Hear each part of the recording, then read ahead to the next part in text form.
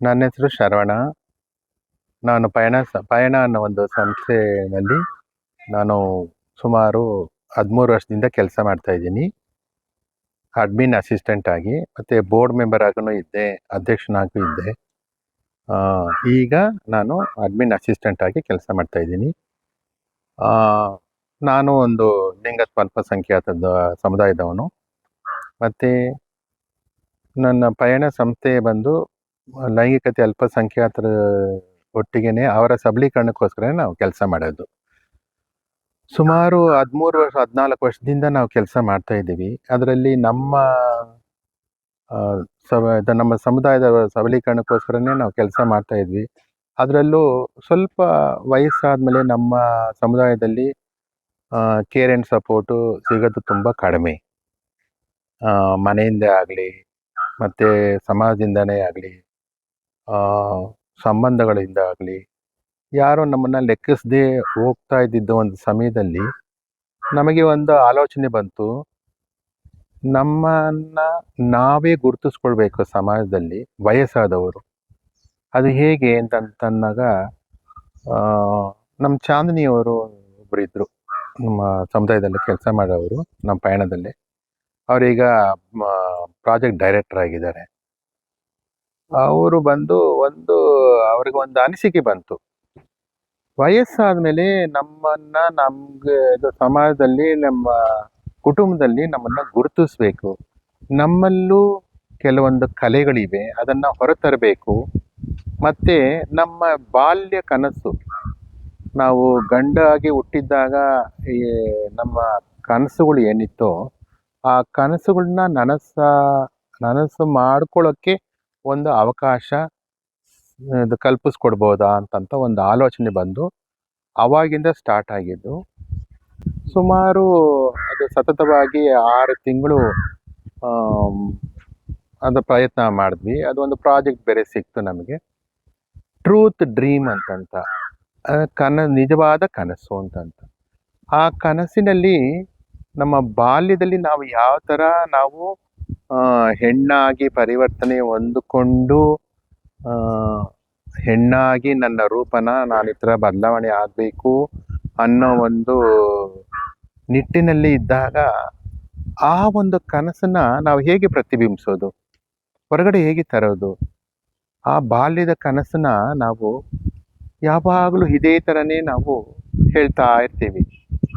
ಅಯ್ಯೋ, ನಮ್ಮ ಜೀವನನೇ ಒಂಥರ ಹೋರಾಟ ಆಗೋಯ್ತು, ಹೋರಾಟ, ಚಳುವಳಿ, ಅದು ಇದು, ಮನೆಯಲ್ಲಿ, ಸಮಾಜದಲ್ಲಿ ಹಲವಾರು ಸಮಸ್ಯೆಗಳು. ಇದನ್ನೆಲ್ಲ ನಾವು ನೋಡ್ತಾ ಇದ್ದಾಗ ನಮಗೆಲ್ಲೋ ನಮ್ಮ ಬಗ್ಗೆ ನಾವೇ ಎಲ್ಲೋ ಮರ್ತಿದ್ದೀವಿ.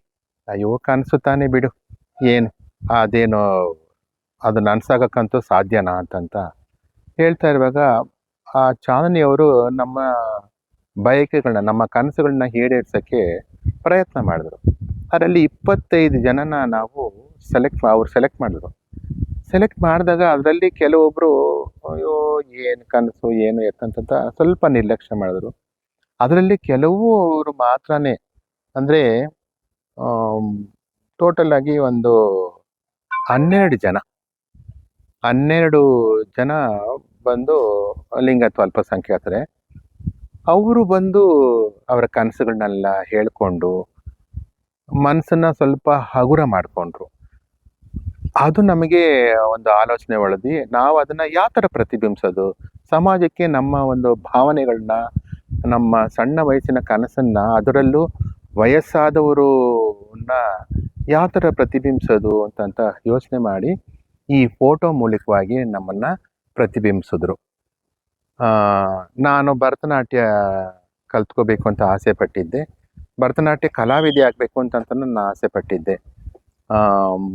ಕಾಲಕ್ರಮೇಣ ನನ್ನ ಭಾವನೆಗಳಿಗೆ ಅವರು ಸರಿಯಾಗಿ ಸ್ಪಂದಿಸದೆ ನನ್ನ ಕೋಚಿಂಗ್ನು ನಾನು 1.5 ವರ್ಷದಲ್ಲಿ ನಾನು ಈಚೆ ಬಂದಂಗಾಯಿತು.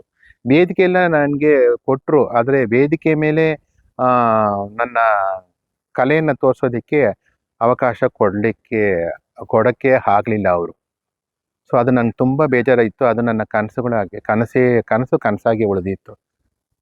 ಎಂದಾರು ಒಂದು ದಿವಸ ನನ್ನ ಕನಸನ್ನು ನಾನು ನನಸಾಗಿ ಮಾಡಿಕೊಳ್ಬೇಕು ಅಟ್ಲೀಸ್ಟು ಆ ಕಾಸ್ಟ್ಯೂಮ್ಸ್ಗಳನ್ನೆಲ್ಲ ಹಾಕಿ ನನ್ನ ನನ್ನ ಭಾವನಾತ್ಮಕವಾಗಿ ನನ್ನ ಫೋಟೋದಲ್ಲಾದರೂ ನನ್ನ ಪ್ರತಿಬಿಂಬಿಸ್ಕೊಳ್ಬೇಕು ಅಂತಂತ ನಾವು ಈ ಫೋಟೋಶೂಟ್ನ ನಾವು ಮಾಡಿದ್ವಿ.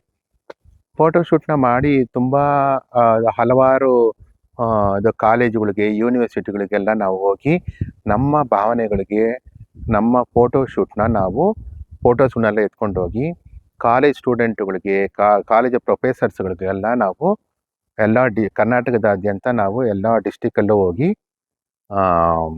ಪ್ರದರ್ಶಿಸಿ ಅವ್ರಿಗೆ ಸೆನ್ಸಿಟೈಸೇಷನ್ ಮಾಡಿದ್ವಿ. ಆದಮೇಲೆ ಯಾತಕ್ಕೆ ಇದನ್ನು ಒಂದು ನಾಟಕ ರೂಪದಲ್ಲಿ ತರಬಾರದು ಅಂತಂತ ಮತ್ತೆ ಅದನ್ನು ಪ್ರಯತ್ನ ಮಾಡಿದ್ವಿ. ಪ್ರಯತ್ನ ಮಾಡಿದಾಗ ತಲ್ಕೀಂತ್ ಅಂತ ಒಂದು ತಲ್ಕಿ ಅಂತಂದರೆ ನಮ್ಮ ಇದರ ಲ್ಯಾಂಗ್ವೇಜಲ್ಲಿ ಒಂದು ನಾನ್ ವೆಜ್ ಡಿಶ್ ಹೆಸರು ಅದು. ಮಾಂಸದ ಪದಾರ್ಥದ ಹೆಸರು ಅದು. ನಾವು ಇದು ಬಾಲ್ಯದಿಂದಲೇ ನಾವೇನು ಆರ್ಟಿಸ್ಟ್ಗಳಲ್ಲ. ನಾಟಕ ರಂಗದಲ್ಲಿ, ರಂಗಭೂಮಿನಲ್ಲಿ ನಾವು ಪ್ರದರ್ಶನ ಮಾಡಿದವರೇ ಅಲ್ಲ. ಚಿಕ್ಕ ವಯಸ್ಸಿನಲ್ಲಿ ಯಾವುದೋ ಒಂದು ಸ್ಕೂಲಲ್ಲಿ 1-2-3 ನಾಟಕಗಳು ಮಾಡಿದ್ದು, ಪಾತ್ರಗಳನ್ನ ಮಾಡಿದ್ದಷ್ಟೇ. ಇದು 55 ವಯಸ್ಸಲ್ಲೂ ನಮ್ಮಲ್ಲೂ ಆ ಒಂದು ಕಲೆಗಳು ಇದೆ. ನಾವು ನಾಟಕ ಮಾಡ್ಬೋದು, ರಂಗಭೂಮಿಗೆ ನಮ್ಮನ್ನು ನಾವು ತೊಡಗಿಸ್ಕೊಳ್ಬೋದು ಅಂತಂತ ನಮಗೆ ಸ್ಫೂರ್ತಿ ತಂದಿದ್ದು ಶ್ರೀಜಿತ್ ಅಂತ, ನಮ್ಮ ಸಮುದಾಯದವರೇ. ಅವರು ಚೆನ್ನೈಯಿಂದ ಬಂದಿದ್ರು, ಅವರು ಡೈರೆಕ್ಟ್ರು.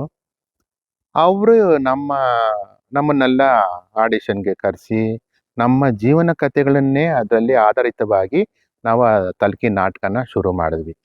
ಸುಮಾರು 25 ಶೋಗಳನ್ನ ಮಾಡಿಬಿಟ್ವಿ 1.5 ವರ್ಷದಲ್ಲೇ. ಬಹುರೂಪಿ ನಾಟಕೋತ್ಸವದಲ್ಲಿ 25ನೇ ಶೋ ಈಗ ಮೈಸೂರಿನಲ್ಲಿ ನಡೆಯುತ್ತಲ್ಲ, 17, 18, 19 ಆವಾಗ ಈ ನಾಟಕ ಅಲ್ಲಿ ಪ್ರದರ್ಶನ ಮಾಡಿದ್ವಿ. ಸರ್ಕಾರದಿಂದ ನಮಗೆ ಒಂದು ಸರ್ಟಿಫಿಕೇಟ್ ಸಿಗುತ್ತೆ ಅಂತ ಅನ್ನೋದು ನಾವು ಕನಸಲ್ಲೂ ಮನಸ್ಸಲ್ಲೂ ಅಂದ್ಕೊಂಡಿರಲಿಲ್ಲ. ಆ ತಲ್ಕಿ ನಾಟಕ ನಮ್ಮ ಪ್ರತಿಭೆಗಳನ್ನ, ನಮ್ಮ ಕಲೆಗಳನ್ನೆಲ್ಲ ಹೊರತಂದು ಅದು ನಮಗೆ ಎಲ್ಲ ಈ ಆರ್ಟಿಸ್ಟ್ಗಳೆಲ್ಲರೂ 55 ವರ್ಷದ ಮೇಲ್ಪಟ್ಟಿರೋವರೇ, ಯಾರು ಕೆಳಗಡೆ ಇರೋರಲ್ಲ. ಎಲ್ಲರಲ್ಲೂ ಆ ಪ್ರತಿಭೆ ಇದೆ, ಕಲೆಗಳಲ್ಲೂ ಅವ್ರಿಗೆ ಆಸಕ್ತಿ ಇದೆ ಅಂತಂತ ತೋರಿಸ್ತಾ ಇದುವರೆಗೂ ನಡ್ಸ್ಕೊಂಡು ಬಂದ್ವಿ. ಮತ್ತೆ ನಮಗೆ ಇನ್ನೊಂದು ಯೋಚನೆ ಹೊಳಿತು, ನಮ್ಮ ಥರ ಪ್ಯಾಂಟ್ ಶರ್ಟ್ ಮೇಲೆ ಇರೋರು ಒಂದು ಆಸೆ, ಭಾವನೆಗಳು, ನಾವು ಒಳಗೇನೆ ಹೆಣ್ಣಿನ ಭಾವನೆಗಳನ್ನ ಮಾಡಿಕೊಂಡಿರೋರು, ಆ ಭಾವನೆಗಳನ್ನ ನಾವೆಲ್ಲಿ ವ್ಯಕ್ತಪಡಿಸ್ಕೊಳ್ಳೋದು ಅಂತಂತ ಯೋಚನೆ ಮಾಡ್ತಿದ್ದಾಗ ಆವಾಗ ನಮಗೊಂದು ಹೊಳಿತು, ಕಳೆದು ಹೋದ ಹಾಡು ಅಂತಂತ ಒಂದು ಪಯಣದವರೇ ರಂಗತಂಡನ ಒಂದು ರಚನೆ ಮಾಡಿ, ಅದರಲ್ಲಿ ಎಲ್ಲ ವಯಸ್ಸಿಕರು ಇದ್ದಾರೆ, ಎಲ್ಲ ಐಡೆಂಟಿಟಿನವರು ಇದ್ದಾರೆ. ಕೋತಿ, ಡಿ ಬೈಸೆಕ್ಷಲ್ಲು, F2M ಇವರೆಲ್ಲರೂ ಇದ್ದಾರೆ. ಎಲ್ಲರೂ ಒಳಗೊಂಡಿದ್ದಾರೆ. ಟ್ರಾನ್ಸ್ಜೆಂಡರು, ಟ್ರಾನ್ಸ್ ಮೆನ್ನು ಎಲ್ಲರೂ ಇದ್ದಾರೆ. ಇದರಲ್ಲಿ ಏನಂತಂದರೆ ಬೈನರಿಸ್ಗಳು, ಇದ್ರ ಎಲ್ಲ ಐಡೆಂಟಿಟಿ ಒಳಗೊಂಡು ಈ ಒಂದು ನಾಟಕನ ಮುಂದೆ ತಗೊಂಡೋಗ್ಬೇಕು ಅಂತಂತ ಈಗಾಗಲೇ ಕಳೆದು ಹೋದ ನಾಟಕನ ನಿರ್ದೇಶನ ಮಾಡಿದವರು ಮಂಗಳಾ ಎನ್ ಅಂತ. ಅವರು ಹೆಂಗಸು, ಈ ಸಮುದಾಯದವ್ರ ಬಗ್ಗೆ ಇದು ಅರಿವೇ ಇಲ್ಲದೆ ಇರ್ಬೋದು ಏನೋ, ನನಗೆ ಗೊತ್ತಿಲ್ಲ.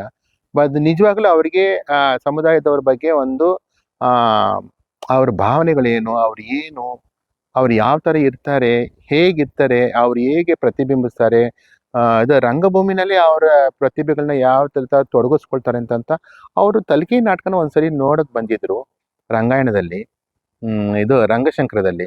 ಆವಾಗ ಇಲ್ಲ ಇವ್ರಿಗೂ ನಾವು ಕೆಲಸ ಮಾಡಬೇಕು ಅಂತಂತ ಏನೋ ಅವ್ರಿಗೆ ತೋಚಿತ್ತೋ ಏನೋ, ನಾವು ಅವ್ರನ್ನ ಅಪ್ರೋಚ್ ಮಾಡಿದಾಗ ಅವರು ನಿಜವಾಗ್ಲೂ ನಮ್ಮಲ್ಲೂ ಇನ್ನೂ ನಾವು ಪ್ಯಾಂಟ್ ಶರ್ಟ್ ಮೇಲೆ ಇದ್ರೂ ನಮ್ಮ ಹೆಣ್ಣಿನ ಭಾವನೆಗಳನ್ನು, ಅಂತರಾಳದ ಭಾವನೆಗಳನ್ನ, ಹೆಣ್ಣಿನ ಭಾವನೆಗಳನ್ನ ನಾವು ಯಾವ ಥರ ಸಮಾಜಕ್ಕೆ ನಾವು ಏನು ಹೇಳಕ್ಕೆ ಹೋಗ್ತೀವಿ ಅಂತಂತ ಎಷ್ಟು ಅದ್ಭುತವಾಗಿ ನಮಗೆ ರಂಗಭೂಮಿನಲ್ಲಿ ನಮ್ಮನ್ನ ತಂದರು. ಅದು ಈಗಾಗಲೇ 5 ಶೋ ಮುಗ್ದಿದೆ. ಧಾರವಾಡದಲ್ಲಿ 5ನೇ ಶೋ ಮುಗೀತು. ಮತ್ತೆ 6ನೇ ಶೋ ಬಂದು ಈಗ ನಡೆಯುತ್ತೆ 11ನೇ ತಾರೀಕು. ಸೊ ಇಷ್ಟು ನಮ್ಮ ಈ ಒಂದು ಜರ್ನಿನಲ್ಲಿ ನಾವು ಕಂಡ್ಕೊಂಡ್ ಬರ್ತಾ ಇದ್ದೀವಿ. ಇದರಲ್ಲಿ ತುಂಬಾ ಅಡೆತಡೆಗಳು ಇದು ಶಶಿಧರ್ ಹಡಪದವರೇ ಈ ತರನೇ ಇರಬೇಕು ಸೆಟ್ಟು ಅಂತಂದ್ರೆ, ಈ ಕಳೆದು ಹೋದ ಹಾಡುಗಳು ಅಂತಂದ್ರೆ ಈ ಹಗ್ಗಕ್ಕೆಲ್ಲ ಒಂದೊಂದು ಇದು ಸಂಕೇತ ಇದೆ. ಈ ಹಗ್ಗಗಳ ಸಂಕೇತ ಏನಂತಂದ್ರೆ ನಮ್ಮ ಕಷ್ಟ, ನೋವು, ನಲಿವು ಎಲ್ಲನ ನಾವು ದಾಟಿ ಮನೆಯಿಂದ ಹೊರಗೆ ಬರ್ತೀವಿ. ಆ ಒಂದು ಸಂಕೇತನೇ ಈ ಹಗ್ಗಗಳು. ಕವಲುಗಳು, ದಾರಿಗಳು, ಮುಳ್ಳು, ಒಳ್ಳೆ ದಾರಿ, ಕೆಟ್ಟ ದಾರಿ, ಇಂಥದನ್ನೆಲ್ಲ ನಾವು ಅದು ಹರಾಸ್ಮೆಂಟ್ಸು ಎಲ್ಲಗಳು ಇದು ಈ ಹಗ್ಗದಲ್ಲಿ ಒಳಗೊಂಡಿರೋ ಥರ ನಾವು ಇದು ಈ ಹಗ್ಗ ಪ್ರತಿಬಿಂಬಿಸುತ್ತೆ. ಈ ವಿಂಗ್ ಇದೆಯಲ್ಲ, ಈ ವಿಂಗಲ್ಲಿ ಎಲ್ಲ ಒಂದು ಹಗ್ಗನ ಕಟ್ಟಿದಾರಲ್ಲ, ಅದು ನಾವು. ಆ ದೊಡ್ಡ ಇದು ಸಂಧಿ ಇದೆಯಲ್ಲ, ಆ ವಿಂಗು, ಅದು ಬಂದು ನನಗನ್ಸ್ತಾ ಇದ್ದಂಗೆ ಇದು ಪ್ರಪಂಚ. ಆ ಪ್ರಪಂಚದಲ್ಲಿ ಹಲವಾರು ಸಮಸ್ಯೆಗಳಿದೆ. ಅದರಲ್ಲಿ ನಿಮ್ಮ ಸಮಸ್ಯೆಗಳಂತೂ ತುಂಬಾ ಬಹಳವಾದ, ಅದ್ಭುತವಾದುದು, ತುಂಬಾ ಹೇಳೋಕ್ಕಾಗದೇ ಇರೋಂಥ ಸಂದಿಗ್ಧ ಪರಿಸ್ಥಿತಿ, ಸಮಯ, ಸಂದರ್ಭಗಳು. ಅದನ್ನೆಲ್ಲ ದಾಟಿ ಸಮಾಜಕ್ಕೆ ನಾವು ನಮ್ಮ ಬಗ್ಗೆ ಹೇಳಕ್ ಹೋಗ್ತಾ ಇದ್ದೀವಿ ಅಂತಂದ್ರೆ ನಾಟಕ ರೂಪದಲ್ಲಿ ನಾವು ಹೇಳಕ್ಕೆ ಬರ್ತಾ ಇದ್ದೀವಿ ಅಂತ ಈ ಒಂದು ಸಂಕೇತ. ಅದು ಬಂದು ನಮ್ಮ ರೈನ್ಬೋ ಇದು ಫ್ಲಾಗ್ ಬಂದು ನಮ್ಮ LGBTQ ಕಮ್ಯುನಿಟಿಯ ಒಂದು ಇದು ಕೋಡ್ ಸಂಕೇತ, ಅದು ಕಲರ್, ಅದು ರೈನ್ಬೋ ಫ್ಲಾಗ್. ಸೊ ಇದನ್ನೆಲ್ಲ ಒಳಗೊಂಡು ಇಲ್ಲ ನಮ್ಮಲ್ಲೂ ಈ ಥರ ಪ್ರತಿಭೆಗಳು ಇದೆ ಅಂತ ತೋರಿಸಿ ನಮ್ಮನ್ನೆಲ್ಲ ಸ್ಫೂರ್ತಿ ನೀಡಿ ಈ ವೇದಿಕೆಗೆ ನಾವು ಇಲ್ಲೂ ನಾವು ನಾಟಕ ಮಾಡಿದ್ದೀವಿ. ಇದು ಕಲಾಗ್ರಾಮದಲ್ಲೂ ನಾವು ನಾಟಕ ಮಾಡಿದ್ದೀವಿ. 12ನೇ 13ನೇ ಶೋನೋ ಯಾವುದೋ ಮಾಡಿದ್ವಿ ತಲ್ಕಿ ನಾಟಕನ. ಸೊ ಈ ಥರ ಎಲ್ಲ ನಮಗೆ ರವೀಂದ್ರ ಕಲಾಕ್ಷೇತ್ರದಲ್ಲಿ ಫಸ್ಟ್ ನಾವು ಆ ತಲ್ಕಿ ನಾಟಕನ ಮಾಡ್ತಿದ್ದಾಗ ನಮಗೆ ತುಂಬ ಆಶ್ಚರ್ಯ ಅನಿಸ್ತು. ಒಂಥರ ಆನಂದ ಬಾಷ್ಪ. ನಮ್ಮ ಜೀವನದಲ್ಲಿ ನಾವು ರವೀಂದ್ರ ಕಲಾಕ್ಷೇತ್ರದಲ್ಲಿ ನಾವು ನಾಟಕ ಮಾಡ್ತೀವಾ ಅಂತ. ಇದಕ್ಕೆ ಮುಂಚಿತವಾಗಿ ನಾನು ಇನ್ನೊಂದು ನಾಟಕದಲ್ಲಿ ನಾನು ಹೊಂದಿದ್ದೆ. ಅದು ಬಂದು ಫ್ರೀಡಮ್ ಬೇಗಮ್ ಅಂತಂತ. ಅದು ಬಂದು ಇದು ಮಂಗಯ್ಯ ಅಂತ ಚೆನ್ನೈಯಿಂದನೇ ಅವರು ಇದ್ದಿದ್ದು. ಅವರು ಡೈರೆಕ್ಟ್ ಮಾಡಿದ್ದು. ನಾನು ಶೋಭನಾ ಕುಮಾರಿ ಅವರು, ನಾವಿಬ್ರು ಅದರಲ್ಲಿ ಆಕ್ಟ್ ಮಾಡಿದ್ದೀವಿ. ಅದು ಒಂದು 4 ವರ್ಷದ ಹಿಂದೆ, 4-5 ವರ್ಷದ ಹಿಂದೆ ನಾವು ಅದರಲ್ಲಿ ಪಾತ್ರ ವಹಿಸಿದ್ದೀವಿ. ಅದನ್ನು ತುಂಬ ಚೆನ್ನಾಗಿ ಓಹೋ ಪ್ರೊಡಕ್ಷನ್ ಆಗಿ ಓಡ್ತು. ಅದು ಕಾಲಕ್ರಮೇಣ ಅದು ಸ್ಥಗಿತ ಆಯಿತು. ಅದನ್ನು ಯಾರು ಮುಂದೆ ನಡ್ಸ್ಕೊಂಡು ಹೋಗೋಕ್ಕೆ ಯಾರು ಸರಿಯಾದ ಸಪೋರ್ಟಿವ್ ಸಿಕ್ಕಲಿಲ್ಲ, ಫಂಡ್ ಯಾವುದು ಸಿಕ್ಕಲಿಲ್ಲ. ಸೊ ಆದ ಕಾರಣದಿಂದ ಅದನ್ನು ಬಿಟ್ವಿ. ಮತ್ತೆ ಪಯಣನೇ ಇಷ್ಟನ್ನು ಮಾಡ್ಕೊಂಡು ಬಂದಿದೆ. ಇದರಲ್ಲಿ ಶೋಭನಾ ಕುಮಾರಿ ಅವರು ಎಲ್ಲರೂ ಇದ್ವಿ. ಈಗ ಹಲವಾರು ಐಡೆಂಟಿಟಿಗಳ ಸಮ್ಮುಖದಿಂದ ಈ ಕಳೆದು ಹೋದ ನಾಟಕ. ಇದರಲ್ಲಿ ತಲ್ಕಿನಲ್ಲಿ ಏನಂತಂದ್ರೆ ಅವರ ಜೀವನ ಚರಿತ್ರೆನ ಲೈವ್ ಆಗಿ ಅವರು ಪ್ರತಿಬಿಂಬಿಸ್ತಾ ಇದ್ದೀವಿ. ಅದ್ರಲ್ಲಿ ನಾನು ಇದ್ದೀನಿ. ಇದರಲ್ಲಿ ಏನಂತಂದ್ರೆ ಅವರ ಅಂತರಾಳದ ಮನಸ್ಸಿನ ಭಾವನೆಗಳನ್ನ ಮತ್ತೆ ನಾನು ಸಮಾಜಕ್ಕೆ ನಾನೇನು ಹೇಳಕ್ ಹೋಗ್ತಿದ್ದೀನಿ, ಏನು ಹೇಳಬೇಕು, ನನ್ನ ಬಗ್ಗೆ ಸಮಾಜಕ್ಕೆ ಅರಿವು ಮೂಡಿಸ್ಬೇಕು ಅನ್ನೋ ಒಂದು ಸ್ಕ್ರಿಪ್ಟನ್ನ ಅಲ್ಲಿ ಪ್ರತಿಬಿಂಬಿಸ್ತಾ ಇದ್ದೀವಿ. ನಮ್ಮ ಬಾಲ್ಯದಲ್ಲಿ ನಾವು ಹೇಗಿದ್ವಿ, ನಮ್ಮ ವಯಸ್ಕ ಪ್ರೌಢಾವಸ್ಥೆಯಲ್ಲಿ ನಾವು ಯಾವ ಥರ ಇದ್ವಿ, ಪ್ರೌಢಾವಸ್ಥೆಗೆ ನಾವು ಬಂದಾಗ ನಮಗೆ ಏನೆಲ್ಲ ಸಮಸ್ಯೆಗಳಾಯಿತು, ಏನೆಲ್ಲ ಹರಾಸ್ಮೆಂಟ್ಗಳಾಯಿತು, ಯಾವ ಥರ ಅದಕ್ಕೆ ನಾವು ಪ್ರತಿಬಿಂಬಿಸಿದ್ವಿ, ಇಂಥದನ್ನೆಲ್ಲ ನಾವು ಮಾಡಿ ಕಡೆಯಲ್ಲಿ ನಾವು ಒಂದು ಟ್ರಾನ್ಸ್ಜೆಂಡರ್ಗೆ ಇವತ್ತಿಗೂ ಅಷ್ಟೇ ಮನೇಲಿ ಅಕ್ಸೆಪ್ಟೆನ್ಸ್ಗಳು ತುಂಬ ಕಡಿಮೆ. ತನ್ನ ತಾಯಿ ಸತ್ತೋಗಿರುವಾಗ ಮಕನ ಹೋಗಿ ನೋಡೋಕ್ಕಾಗದೇ ಇರೋಂಥ ಒಂದು ಪರಿಸ್ಥಿತಿ. ಅದನ್ನು ನಾವು ಈ ಕಳೆದು ಹೋದ ನಾಟಕದಲ್ಲಿ ನಾವು ಅದು ಪ್ರದರ್ಶಿಸುತ್ತಾ ಇದ್ದೀವಿ. ಅದೇನಂತಂದರೆ ನಮ್ಮ ಸಮುದಾಯದಲ್ಲಿ ಒಂದಿದೆ, ಮನೆ ಬಿಟ್ಟು ಈಚೆ ಬಂದ ಮೇಲೆ ನಮ್ಮನ್ನು ಅಕ್ಸೆಪ್ಟ್ ಮಾಡ್ಕೊಳ್ತಾರೋ ಇಲ್ವೋ ಅನ್ನೋದು ಒಂದು ಭಯ, ಅಂಜಿಕೆ, ಮನಸ್ಸಲ್ಲಿ ಏನೇನೋ ಕಳವಳ. ಈ ಥರ ನಮ್ಮ ಸಮುದಾಯದಲ್ಲಿ ಕೆಲವೊಬ್ಬರು ಫೋರ್ಸಬಲ್ ಆಗಿ ಮನೆ ಫೋರ್ಸಿಂದ, ಕುಟುಂಬ ಫೋರ್ಸಿಂದ, ಸಮಾಜ ಫೋರ್ಸಿಂದ, ಸಂಬಂಧಿಕರ ಫೋರ್ಸಿಂದ ಟೇಕನ್ ಕೇರ್ ಮಾಡೋಕ್ಕಾಗದೇ ಇರೋವಂಥ ಒಂದು ಕುಟುಂಬದಿಂದ ಮಗ ಮನೇಲಿ ಒಬ್ಬರು ಹುಟ್ಟಿರ್ತಾರೆ, ಮಗನಾಗಿ ಹುಟ್ಟಿರ್ತಾರೆ. ಅವರಿಗೆ ಆ ಕುಟುಂಬನ ನೆಕ್ಸ್ಟ್ ಭವಿಷ್ಯದಲ್ಲಿ ಯಾರು ಸಪೋರ್ಟ್ ಇಲ್ಲ ಆ ಕುಟುಂಬಕ್ಕೆ ಅಂತಂತ ಅವರ ಒಂದು ಹೆಣ್ಣಿನ ಭಾವನೆಗಳನ್ನೆಲ್ಲ ಹದಮಿಟ್ಕೊಂಡು ಮದುವೆನೂ ಆಗಿದ್ದಾರೆ. ಮದುವೆ ಆಗಿ ಅವರ ಒಂದು ಭಾವನೆಗಳನ್ನ ಹದಮಿಟ್ಕೊಂಡು ಇನ್ನೊಂದು ಭಾವನೆಗಳಿಗೆ ನಾಟಕ ರೂಪದಲ್ಲಿ ಇದು ದಿನವಿಡೀ ಆ ಹಿಂಸೆನ ಅನುಭವಿಸ್ತಾ ಇರ್ತಾರೆ. ಅದನ್ನೆಲ್ಲ ನಾವು ಕಳೆದು ಹೋದ ಹಾಡಿನಲ್ಲಿ ನಾವು ಪ್ರತಿಬಿಂಬಿಸ್ತೀವಿ. ಈ ಥರ ನಮ್ಮ ಸಮುದಾಯದಲ್ಲಿ ಮದುವೆ ಆದವರು ಇದ್ದಾರೆ, ಪರಿಪೂರ್ಣವಾಗಿ ಮಹಿಳೆಯಾಗಿ ಪರಿವರ್ತನೆ ಆದವರು ಇದ್ದಾರೆ, ಹೆಣ್ಣಾಗಿ ಹುಟ್ಟಿ ಗಂಡಾಗಿ ಪರಿವರ್ತನೆ ಆದವರು ಇದ್ದಾರೆ. ಅವರ ಭಾವನೆಗಳಿಗೆ ಸಂಬಂಧಪಟ್ಟಂಗೆ ಅವರ ಜೀವನ ಶೈಲಿನ ಯಾವ ಥರ ರೂಪಿಸ್ಕೊಳ್ಬೇಕು ಅಂತಂತ ಚಿಂತಕರಾಗಿ ಉಪಯೋಗಿಸ್ಕೊತಾ ಇದ್ದಾರೆ. ಆ ಸಮಯ, ಒಂದು ಸಂದರ್ಭ ನಮಗಾದ್ರೂ ಒಂದು ಒಳ್ಳೆ ಕಾಲ ಬರುತ್ತಾ ಇಲ್ವಾ ಅಂತಂತ ಎದುರು ನೋಡ್ತಾ ಇದ್ದೀವಿ. ಈ ಥರ ಒಂದು ನಾಟಕನ ರಚನೆ ಮಾಡಿದ್ದೀವಿ. ತಲ್ಕಿನಲ್ಲಿ ಬೇರೆ ಥರ ಅಂತಂದರೆ ಇದರಲ್ಲಿ ಸ್ವಲ್ಪ ಡಿಫ್ರೆಂಟ್ ಆಗಿದೆ, ತುಂಬ ಡಿಫ್ರೆಂಟ್ ಆಗಿದೆ. ಇದಿಷ್ಟು ನಮ್ಮ ಪಯಣ ಇದುವರೆಗೂ ನಡೆಸ್ಕೊಂಡು ಹೋಗ್ತಾ ಇದ್ದೀವಿ. Thank you.